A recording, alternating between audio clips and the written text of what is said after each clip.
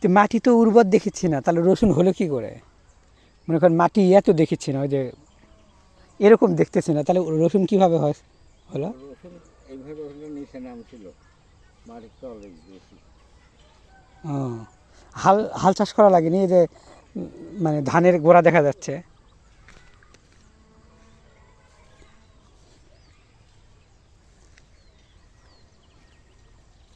এদের বড় বড় হয়েছে। হ্যাঁ,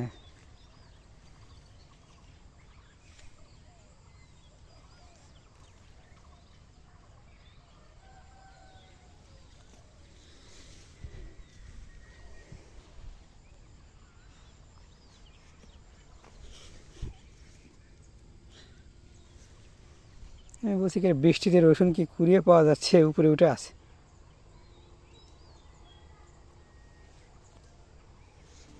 তুলা হয়নি, তা আগে ও জমিতে লাগাইছিলাম। ওগুলো কোন জমিতে? সবই এগুলো আপনার জমি? হ্যাঁ, সবই আমার। বাপরে বাপ। পাট বুনছে এখানে, আবার তুলে আগর তুলে পাট বুন দিয়েছি। এটা ব্যাট বুনবো। এগুলো কি আপনি লাগান? হ্যাঁ, ও,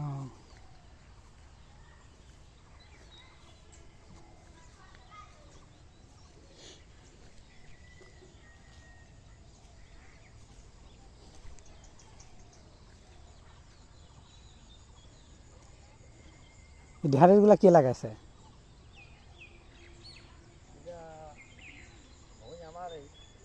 এই জমি আপনার? ও, আপনি জমি কতগুলো? আমার এক ভাইয়ের। ও,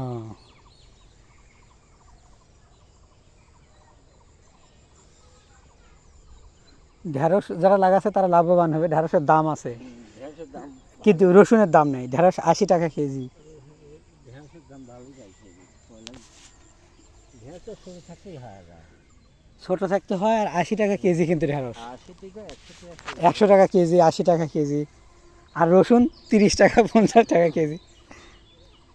রসুনের দাম নেই। ভালোই হয়, হতে হতে মানে কুরবানির সময় হবে দাম, এর আগে তেমন উঠবে না। 5,000, 6,000, 8,000 থেকে মনে দেখছে। 8,000 টাকা মনও বেচছে?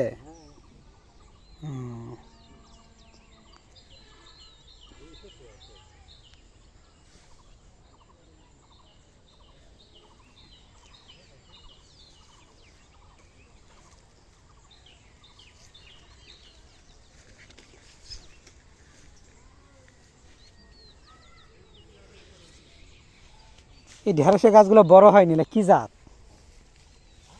মানে গাছ ঢেঁড়সের বড় হয় না? ও, ধীরে ধীরে হবে। এইটুকু গাছে এতগুলা ঢেঁড়স?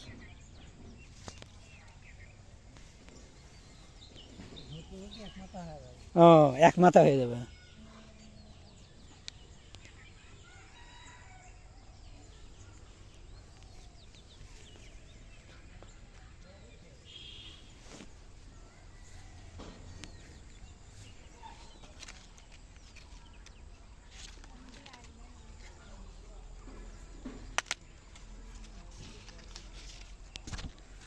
এই ভুট্টা গাছ কাদের আঙ্কেল? এটা কাদের? এগুলো পরে বলছি, এগুলো আপনাদের? ভালো করে সার দিতে পারছিলাম না, বুঝছেন? ওই জন্য ভালো হয় না। ও, যখন সার দলে তখন হাতে পয়সা আসে না বাবা। ও, না সুন্দর।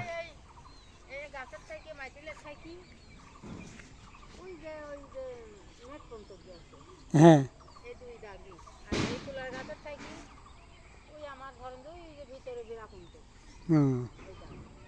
আপনাকে তো অনেক জমি।